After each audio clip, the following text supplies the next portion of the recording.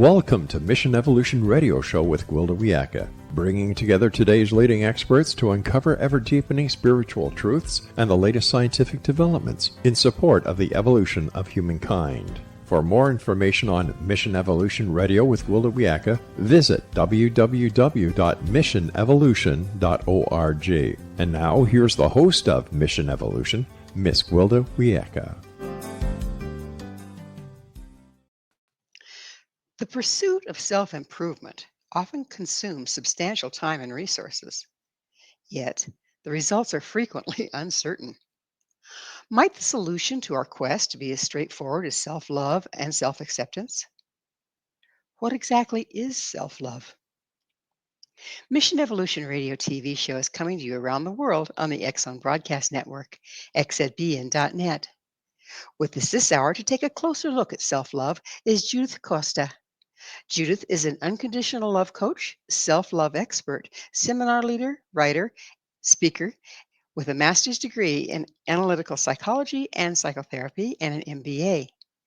She's a certified consultant and teacher of the Akashic Records, a Reiki Master, a past life regression therapist, and a happiness trainer. Her website, judithmcosta.com. Judith, thanks for joining us on Mission Evolution.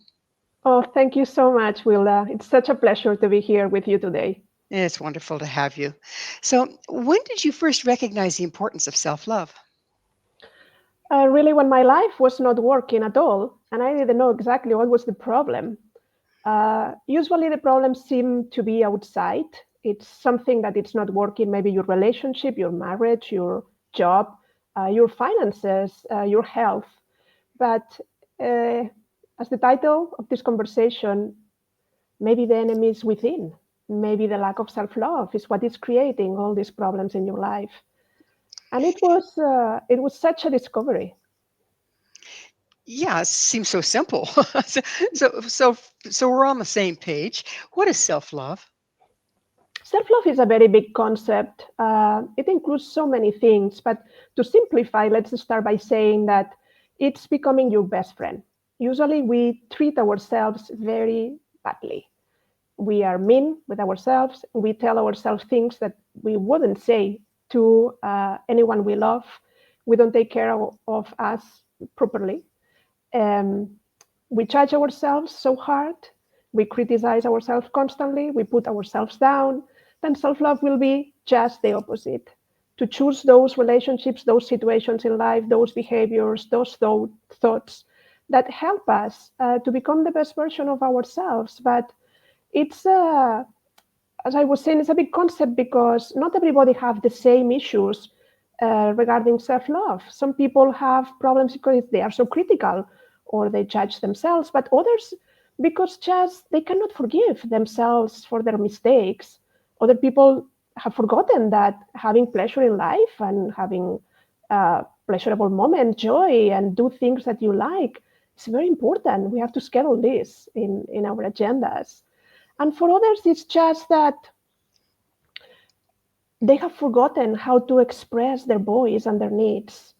They have abandoned themselves in relationships maybe, or they just please others, but they have forgotten that they are as important as the rest of people they love.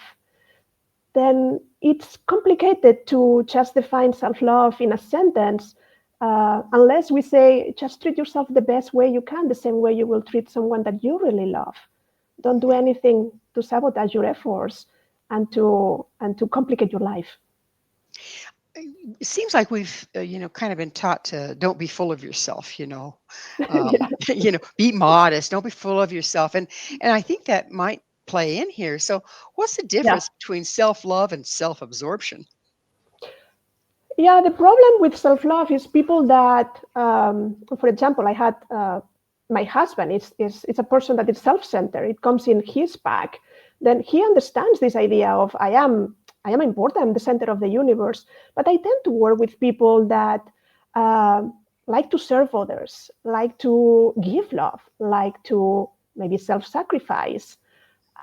They understand that it's important for their education or for their personality, or because this is what they have received as a family pattern or from the religion where they have grown, that it's better to put others ahead ourselves.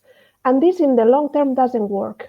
It's complicated because you really have to be there for yourself. You have to fill your own tank of love to really be there and hold the space for others.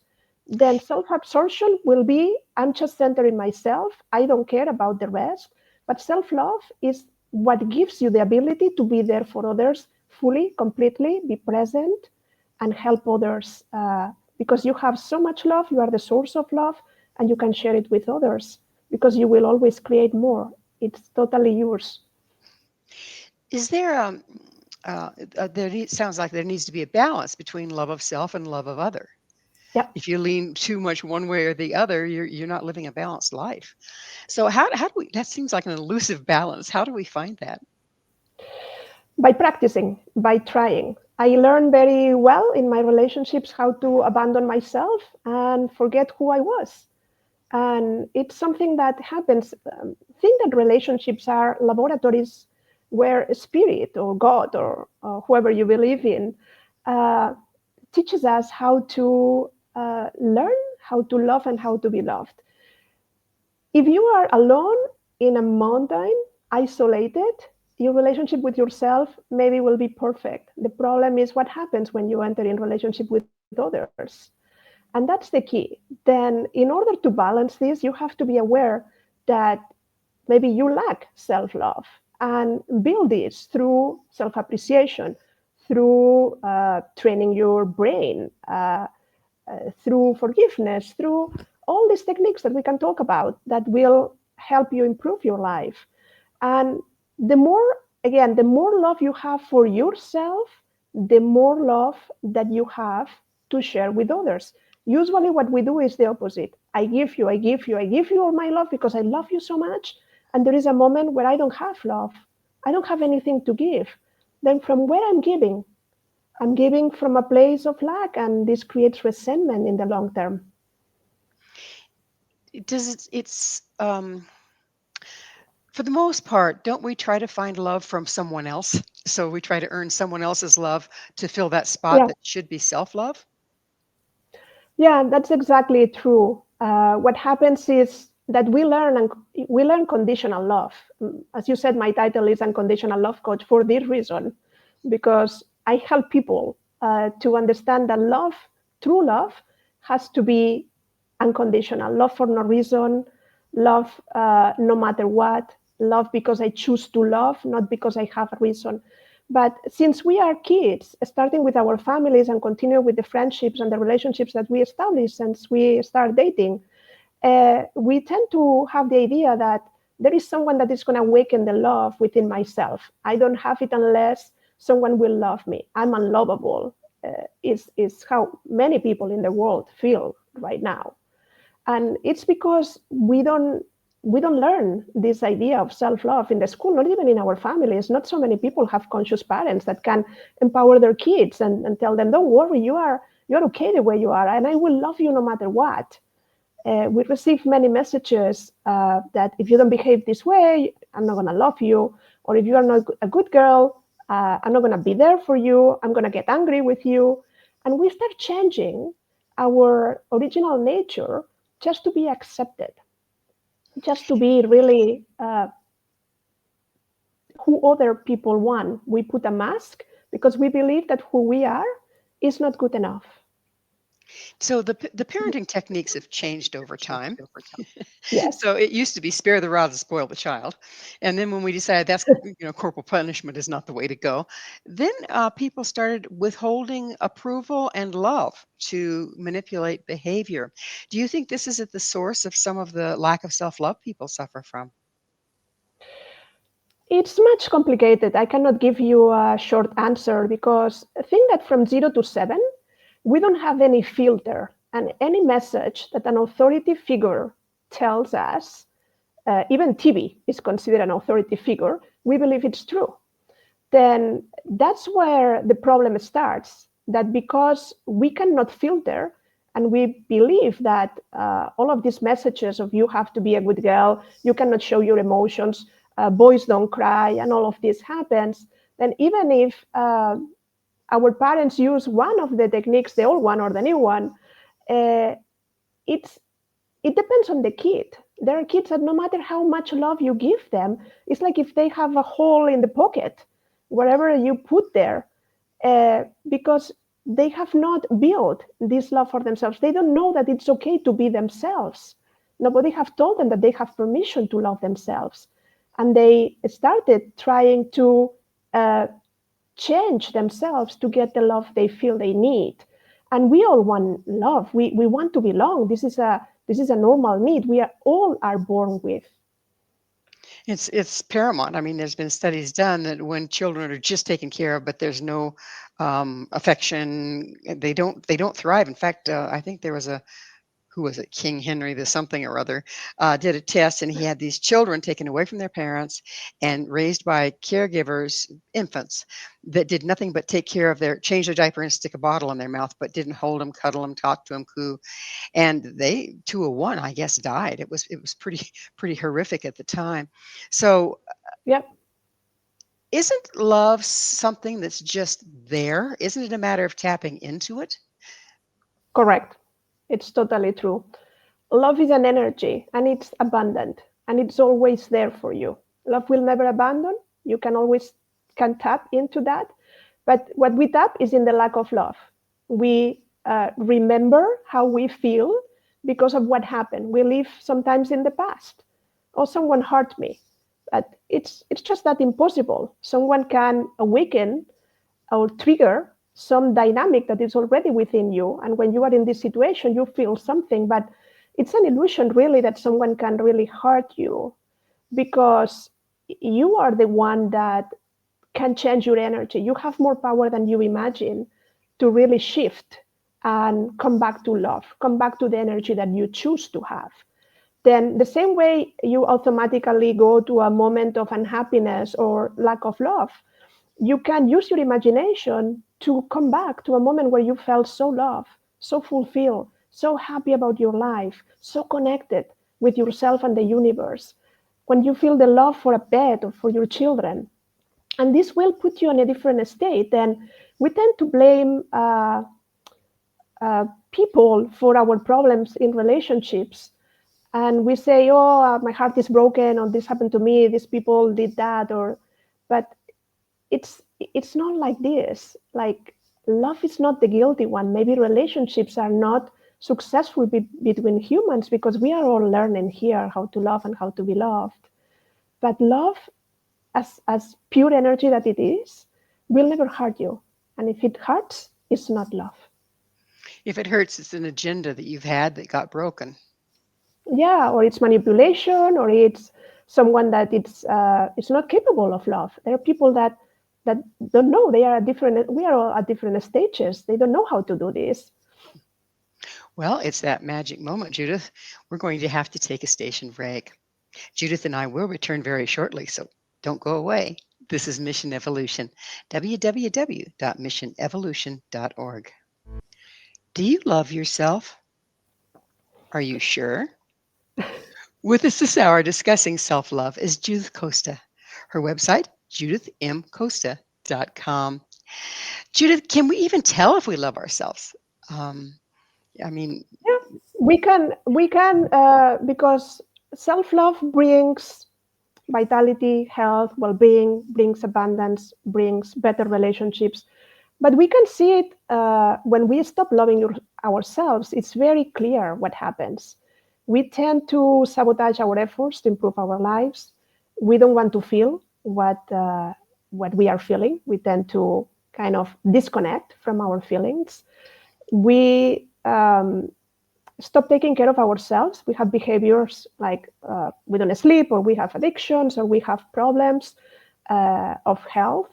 All of this takes an effort to recognize, but the center of the issue is not what you are seeing, is the lack of love for yourself. It's like we are planting seeds every day, and there is a moment where something grows. It might be a beautiful plant that blossoms, or it might be something that we don't like. noxious weed. Yes. We've all seen people that are very, well, it's a big buzzword right now, narcissistic, self-absorbed, strut around like they are the best thing and nobody else could possibly matter as much as they do. However, isn't this deceiving? Are those people that have a lot of self-love, or are those people that don't have self-love and try to compensate? I believe that they don't have self-love and they try to compensate. But let's separate, because narcissism is really a big problem. It's an illness. It's something. A narcissist doesn't have the capability to be in your shoes. Doesn't understand that it's hurting you. It's something different. But yeah, there are people that are self-centered or self-absorbed, and they don't need this dose. I don't tend to attract clients like this because they don't need me. They have clarity on how to do things. But again, the more you love yourself, the easy is for you to relate with people like this, because you will learn how to set up boundaries. We haven't mentioned this until this moment, but it's important to not to protect yourself, to set the limits in a relationship, what is acceptable for you and what is not acceptable. Then usually the people that don't have self-love combine very well with people that like to lead, like to kind of not manipulate in the bad sense, but manipulate in the sense like put the things together, decide, know exactly where the things are going to go. And the person that doesn't love, just follow until there is a moment where there is an imbalance. There is no equality in the relationship. Then the person that doesn't have self-love will have to see, okay, something is happening in here that, or I'm abandoning myself, or I don't have any idea how to set up boundaries. And maybe this is the moment to explain that there are certain things that maybe don't work for me in the relationship, especially if you value the relationship. Relationships can shift. They have dynamics, but the more you love yourself, maybe the more people that are near you are going to be like a little bit angry or unsatisfied, because maybe you behave in the past in a way that you are not going to continue doing. And this affects children, this affects partner, this affects colleagues at work, even your boss. So when you don't have self-love, yet you try to set a boundary, it doesn't go off real well, does it? Yeah, but again, we tend to make things very complicated in the sense that, oh, this idea of changing is so hard. And I think that it's harder to stay the way you are when your life is not working. Then, yeah, setting up boundaries when you don't love yourself, it's something that it's going to feel complicated because people tend to feel guilty. When I say no, then I feel that others are not going to accept me, or they're going to get angry with me. Or let me give you an example. Let's suppose that I'm a mother of two young children, and I also study, and my mother helps me with the kids and everything. And I have an exam on Monday, and my mother wants to go out to the mall.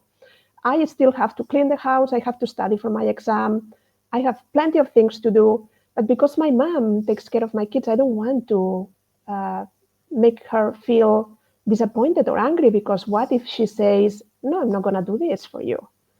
Then I give up on what is important for me, instead of really being authentic in a relationship and say, Mom, really, let's go to the mall during the week or next weekend, because look, I have to do this and this and this.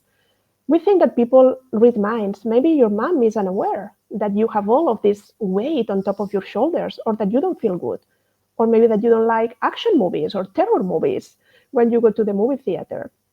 Then explaining what you want, setting up boundaries, is not saying no to others, it's saying yes to yourself. That's a really beautiful way of putting it.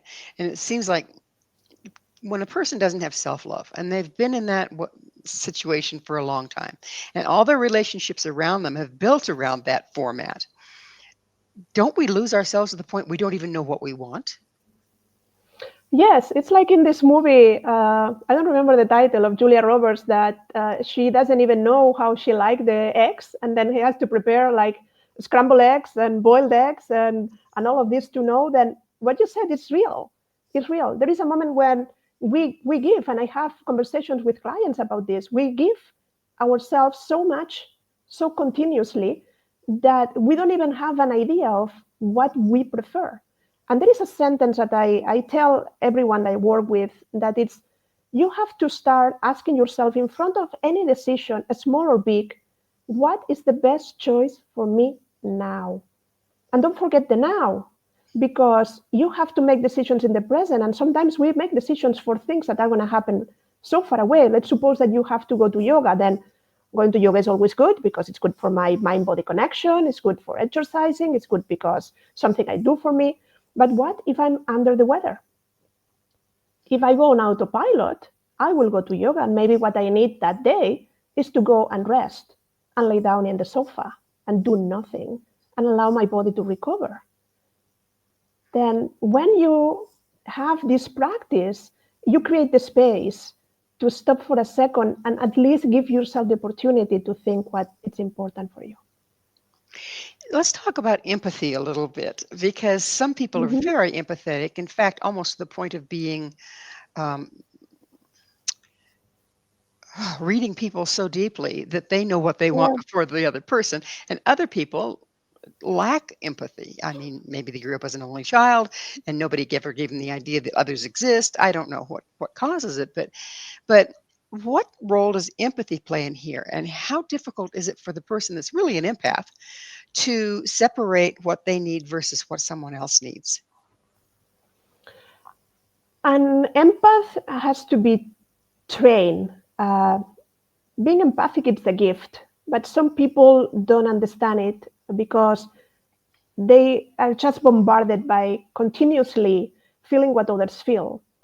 I teach people how to release what I call outside influences. We are not taught on releasing, letting go, forgiving. We tend to accumulate. This is like if you don't take a shower in a year, how are you going to feel? How is going to be your skin, your hair? Then energetically, we don't take showers. We don't know how to do this. Nobody explained us.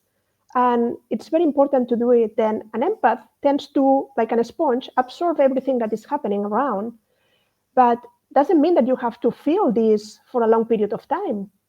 You can just let it go. You can distinguish what is your inner feeling from what is happening around you.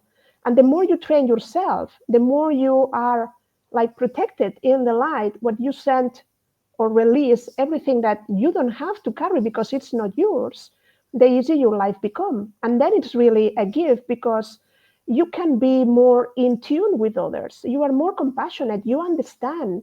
And when you have all this information, you can be kinder. It's easier to relate. But again, it has the two faces. It's not easy for someone that it's overwhelmed with the external information to really connect with what is happening inside of herself or himself. And you can't lose yourself just because there is a lot of information coming from the environment. It's kind of like I can hear the traffic outside, but that doesn't mean I have to go out there and direct it. Exactly. Thank you so much. You got it. No. So what's the first step a person can take if they're one of these people that is constantly getting input and have been that way since childhood and don't know what's theirs to do and what is theirs to let be? Okay, I see that, I hear that, and it's not my job. This prayer that I mentioned, or this combination of words, can be changed, whatever it is. But it will say something like, if what I'm experiencing is not mine, may God or source or the universe have a shield around me, and I release whatever it might be to him or to source, to whatever it is. Ask for help to the universe to send the energy that you don't have to carry, because for your soul growth, it's not necessary to really take care of the things that are from others. You may be talking with someone that has a headache, and because you suffer so much for this person, you get the migraine and you live with the migraine. But that's not how things get resolved. You can help this person to do it in a different way, or you go to a hospital or you go to a police station and you just feel the energy that is right there. Then in the moment you leave the premises of this place, use this, or just take the energy and do the same with Mother Earth. Please, Mother Earth, I'm going to send you everything that it's not mine, and please compost it, recycle it. then do it in whatever way, but do it, because it's a practice that we all need, not only empaths, we all need to know exactly what is ours and what we need to really take care of, and what is not ours, and we just let it go. So it sounds like you're working on the energetic level using your intent to sift through what's yours and what isn't. Am I accurate there? Yes, you are. Okay. So how much of this is really needs to be dealt with on the energetic level? A lot. Think that we are all energy. This looks like a body, but it's not a body. It's just molecules that are vibrating in a way that looks like a body. A table or a door, it's not a door. It's just energy. Then we are all energy, and we have to take care of our energy. We feel like we can touch ourselves. We are mass, but not really. We are much more. So it's the lack of taking care of that energetic component that leaves us like we haven't had a shower for a year. Yeah, and the understanding that, again, for people that are empaths and they don't know what happens to them is serious and it's complicated. But when you are aware that you have this gift, then things shift, because you can take a look differently at life when you know that you have this ability. Then you tune in, but also you can disconnect. It's not that you have to have the doors open 24 hours, 365 days per year. Finding that volume knob can be challenging, though, can't it? But we can do it. Again, just because things have been this way for some years of your life doesn't mean that they cannot change. This is like saying, because I have this inner critic in my voice that is telling me mean things, I have to believe it. No, the messages that it says might not be true. Then why you have to believe this voice that is just based on all patterns and all information that it's stored in this part of your brain that we call unconscious? Then we can change. We can create new ways of being. And what is necessary is our intention, our commitment to do that. Well, we're going to have to talk about intention and commitment for sure, but it'll have to be on the other side of a station break. Judith and I will be right back to continue our discussion. So stay right there. This is Mission Evolution, www.missionevolution.org. Who are you? Really? This is Mission Evolution, missionevolution.org. With us discussing self-awareness is Judith Costa. Her website, judithmcosta.com.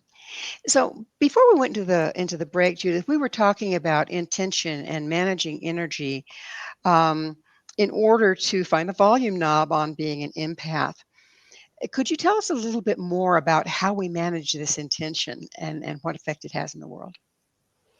Yeah, the most important of the skills that you need to love yourself more and to resolve anything is awareness. Another thing that I'm glad that is kids in the schools are learning now, it's mindfulness. Mindfulness means to look at your life without judgment, like as an observer, but without judging the events that happens. We tend to look at our lives, but we judge it. We just see everything that is not working, and we tend not to appreciate the good things and our talents and our successes. Then I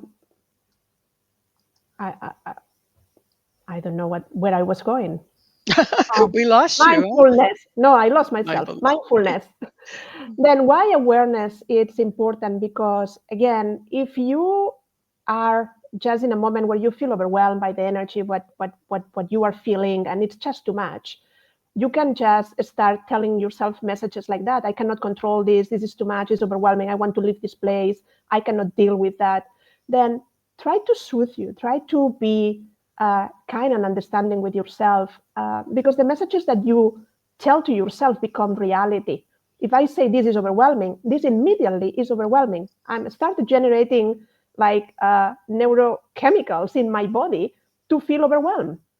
Then my mind confirms that, and this is just going up and up and up and up. Then when I say intention is that we can stop, we can pause with the power of mindfulness, we can zoom out, see what is happening, and make a choice. Like I was saying before with this sentence, no? What is the best decision for me now? Maybe I want to leave this room full of people because I don't feel good here. But maybe I can calm myself down, understand that I can just put like a boundary, energetic boundary, like even if it's in my imagination between who I am, and turn down the volume, and it will work. Because the way you see reality is the way your reality appears to you. But we tend to do the opposite. Like, oh, the reality, I don't like it, then I have to run away, I have to escape because reality has power over me. No, you have power to change your reality. Not like the reality of others, but yours, for sure. It sounds like the imagination can be quite a tool. In other words, you build in your Sure. imagination that which you want to experience.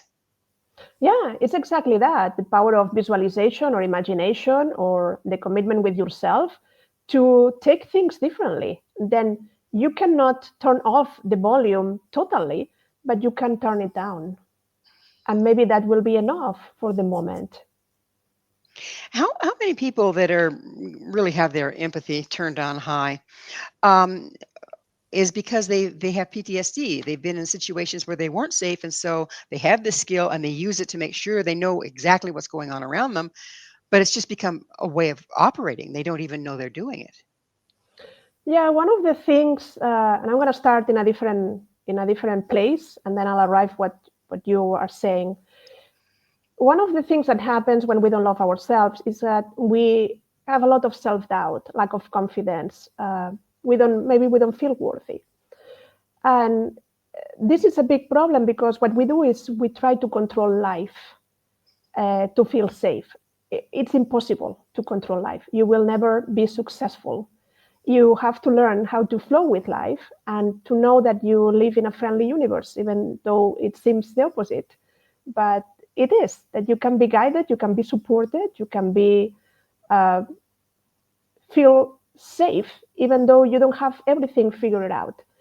Then what happens is we have certain mechanisms when we suffer, when we are traumatized, that kind of leave an imprint where we are going to remember this in order to avoid situations like this. When something is so big, then we tend to have it there constantly. But to tell you the truth, there is something that seems impossible, but we do, so that we get attached to be that person with this trauma.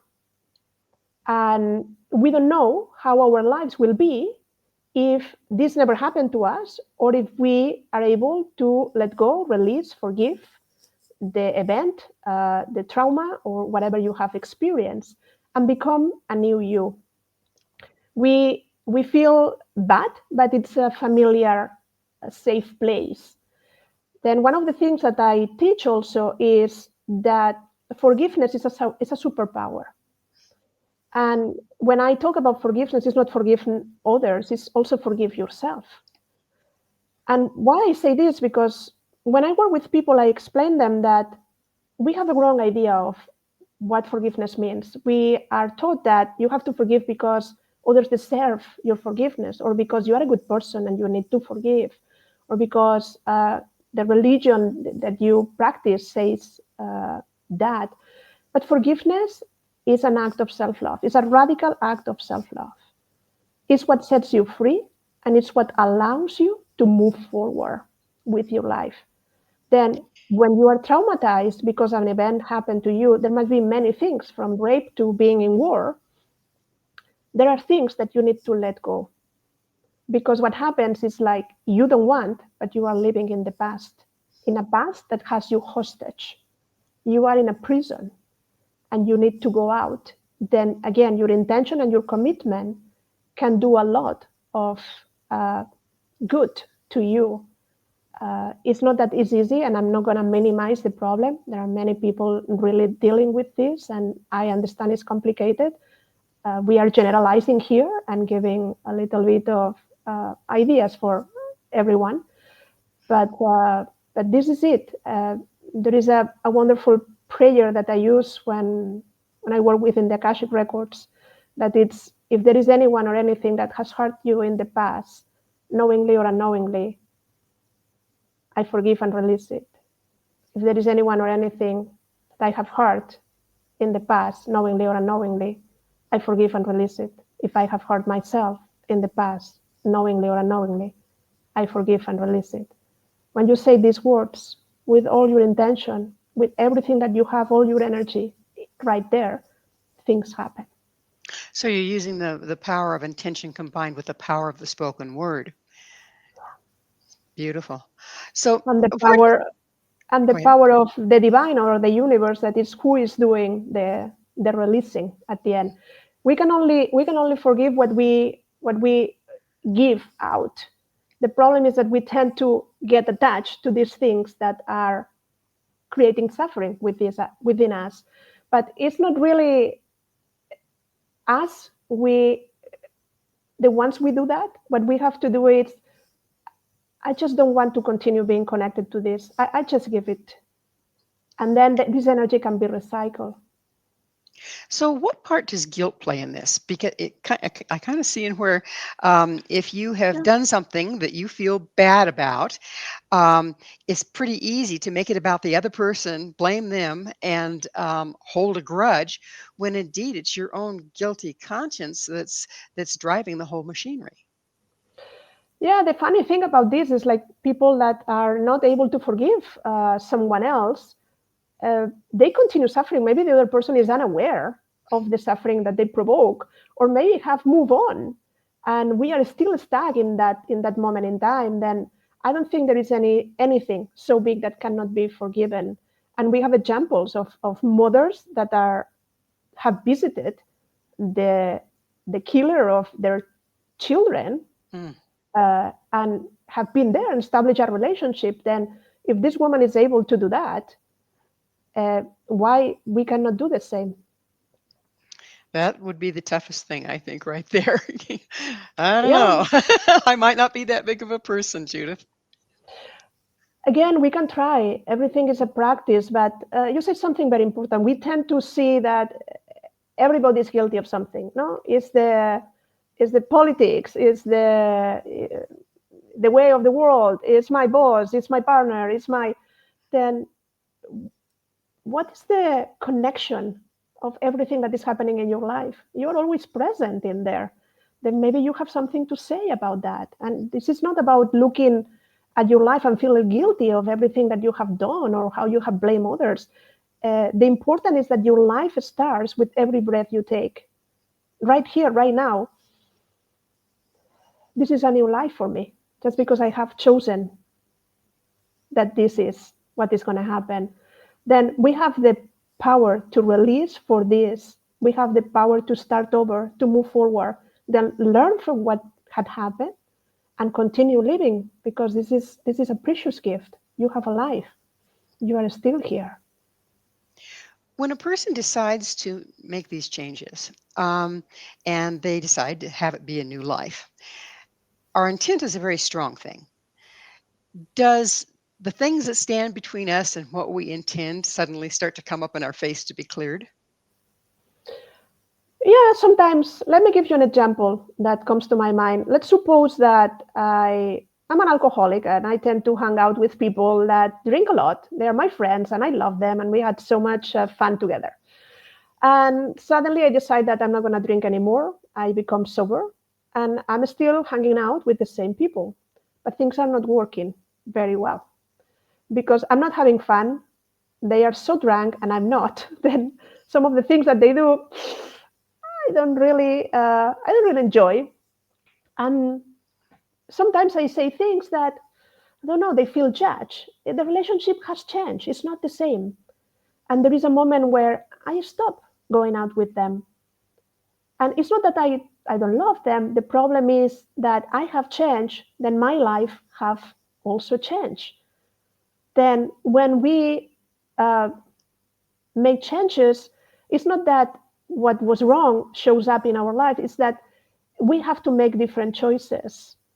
And this may include abandon relationships, abandon jobs, transform our lives, putting ourselves first, and doing things that we have been avoiding or we have never have done for ourselves. And the more you love yourself, I have to say that maybe people around you don't feel so happy. And you will know that this is happening. They will express it. And it's because you have changed the rules of the game. And you will have to explain what is happening and why are you doing this to those you love. But simply saying to your child, like, you are 16 and now you are going to make your own breakfast, it's enough. You don't have to really say, but I love you the same way and I'm going to continue doing other things for you, and so on and so on. Then, yeah, maybe the guilt of your transformation may show up, but you understand that this is an emotion. And if you get it and know, okay, it's coming here again, let me look at it and what it's trying to say, then guilt will leave you. It's just coming to say, are you sure you want to do this? And when you continue with your commitment and in your path to loving yourself a little bit more every day, things happen and your life gets much better. It affects every area. It sounds like the great sorting begins as well. It's about time for us to take another station break. Please stay with us as Judith and I continue to explore the hidden powers of self-love. This is Mission Evolution, www.missionevolution.org, and we're coming to you on the X Zone Broadcast Network, www.xzbn.net. Why do we stop loving ourselves? This is Mission Evolution, missionevolution.org. We're continuing our discussion with Judith Costa. Her website, judithmcosta.com. Judith, don't babies come? Well, given what might have gone on in the womb or not, but for the most part, don't they come with natural self-love that then Yes, gets chipped away at? yes, totally true.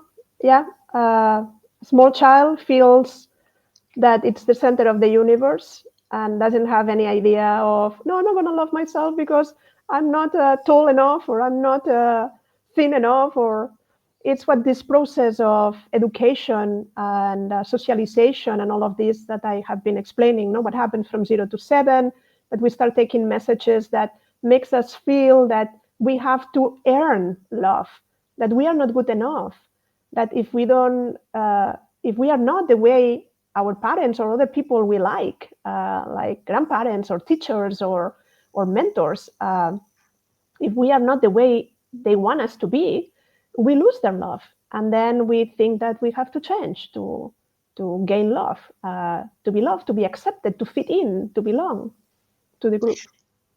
So we're reversing that process then when we try to rediscover self-love as an adult. Does But as an adult, we run into the pushback from people that liked it the way it was. Thank you very much. I liked you doing everything for me. I liked you taking responsibility for my life, and now you're not. This isn't okay. Um, it sounds like quite a complex process when you're working in reverse to try to regain self-love. How do Well, we engage sometimes, that? yes, sometimes what happens is like we arrive to a crisis and we don't have any other option just to do it. And let me talk in first person here.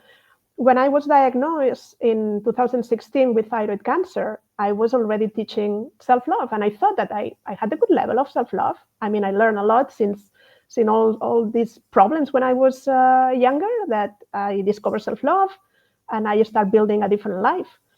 But it was at that moment when I had to face this illness, when I really start making changes that have lasted until nowadays. I had to take the idea of loving myself to the fullest. It's not just an idea of or a philosophy. Love is a verb and it has to be demonstrated into action. Then loving yourself, what does it mean? Well, for me, it means that I stopped working. I didn't close the business. I just didn't advertise, but it was one of the most creative periods of time of my life.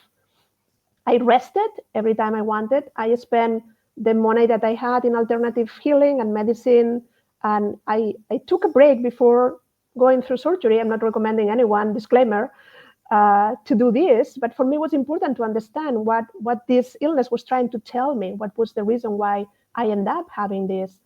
I left my house every day, sometimes because I work from home. I living in Florida, you have to go early in the morning for a walk or late when the sun is not there.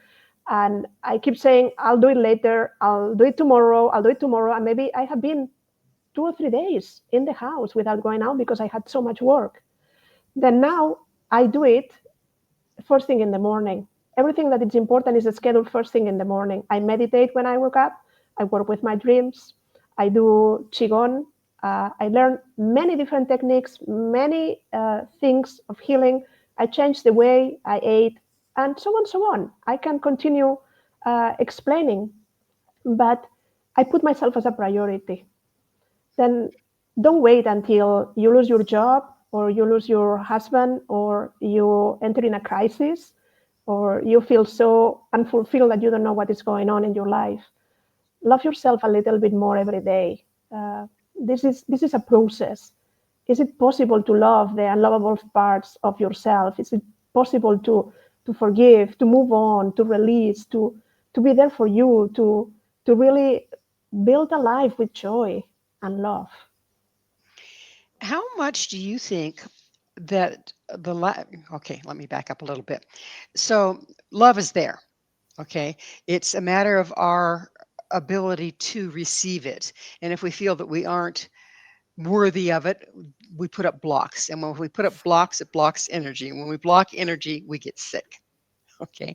How much do you think that the inability to receive love from ourselves and others has to do with physical and mental illness? It's very difficult to answer. I think for sure there is a strong correlation. Because think, when you love yourself, you make choices that are good for you.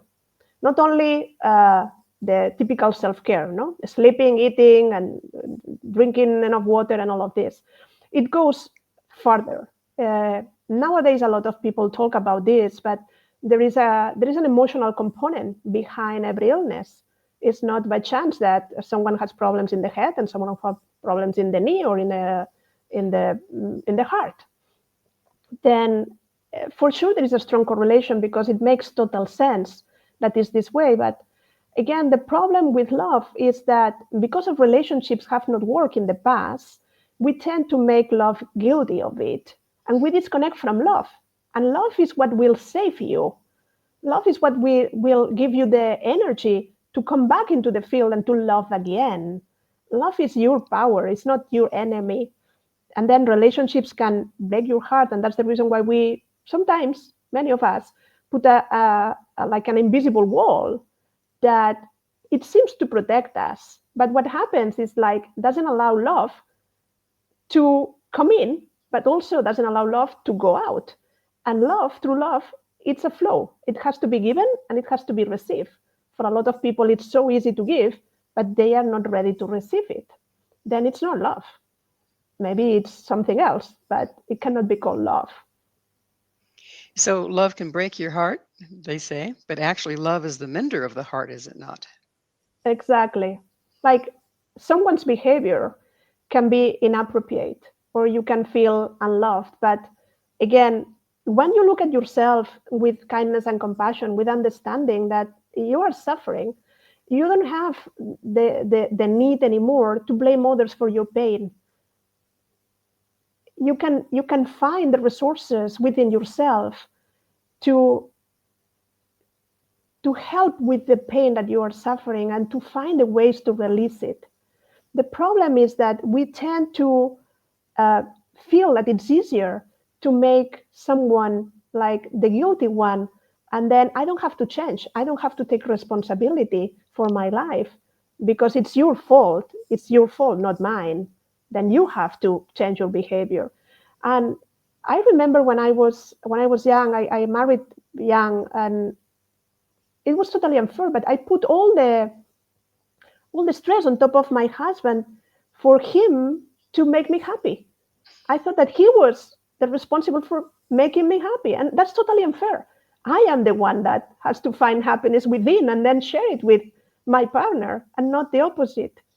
But again, what we know when we are young about love, we learn through relationships. And if you are lucky and you have been loved and you have received approval and validation and all of these things go well, and when you have felt like since you were a kid that nobody loves you and nobody have told you how great you are, how unique, how special, and how wonderful, and there is no one else like you, and because you exist, the world is different, then even when you say it to yourself, it seems fake because you are waiting for someone else outside of yourself to give you what you feel that is missing, and you feel that the world is against you and others are guilty of not loving yourself. But when you start building this love from scratch, liking you, appreciating you, being grateful for existing and connecting with love frequently, many times, as much as you can, when you open your eyes, think about that I am joyful, I am lovable, and I am unique,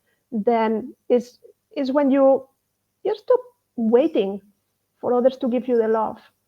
When you receive it, it's amazing. We are here to love, to share this love, to support others.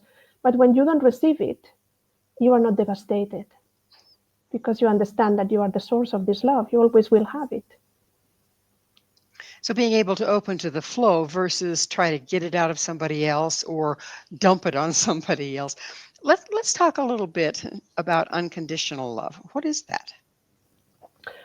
Is love for no reason. Love without conditions is like the PhD of love. And this comes from the understanding that you can love someone in spite of who the other person is. It's not that if you look at society, people will say, "Oh, we are married. I love you so much," and then we get divorced, and I don't love you anymore. That's not true. I mean, first, love is an energy, never disappears, but you can still love someone. Not that you want to continue in the relationship, but you can continue loving the person that you once loved or wanted the best for him or her. Then love is not a relationship. Love is a beautiful energy that you can send others. And this is a very strange concept for many people. What do you mean? Like you can love someone? Yeah, you can end a relationship or a friendship or a partnership. It doesn't mean that you have to hate the other person. Then it's up to you. So it's a matter of, we try to justify, well, if I love you, therefore I have to be with you. And if I can't be with you anymore, I can't love you anymore. Yeah. But it sounds like what we're doing here is discerning proximity. Okay, so I love this person, but we aren't doing each other any favors. So distance, not being in a relationship, might be the way to go. Yeah, but you can still send love and light to this person if you want. I mean, after being 25 years married with someone, something important may have happened in the relationship that justifies to continue being connected to this person. Then again, we don't need the other person to change. Love is a choice. It's a choice that we make every morning when we open our eyes. It's the same as happiness. We think that we can only be happy when everything around us works perfectly, and it's not true. You have to learn how to be joyful in spite of the circumstances because you choose joy. You choose to live in this state of being. And love is a state of being. It's not an emotion. It's not a passing feeling. Well, Judith, it's that time in the program. In fact, we're just about out of time in the program. So I get to ask you, what's your mission? To spread love in the world. And do you do that not just through yourself, but by educating others? Yeah, through everything I do, in every session, in every class, in every workshop. Sometimes I go like walking in the street and do that. You can send love telepathically. Let's say you don't have to say to everybody, or just give a smile, be kind, open the door to someone, help, say a nice word, be compassionate. Then you want a more loving world? Start being loving. Boy, that is the key. Judith, thank you so much for coming on the show and sharing your love and your wisdom. Thank you so much for having me. It has It's my been pleasure. an honor. Our guest this hour has been Judith Costa. Judith, an unconditional love coach, has a master's degree in analytical psychology and psychotherapy and an MBA. To find out more about Judith and all she has to offer, visit her website, judithmcosta.com. This has been Mission Evolution with Gwilda Wiyaka. For more information or to enjoy past archived episodes, you can always visit our website, www.missionevolution.org. But please be sure to join me right here next time. This mission will continue, bringing information, resources, and support to an evolving world.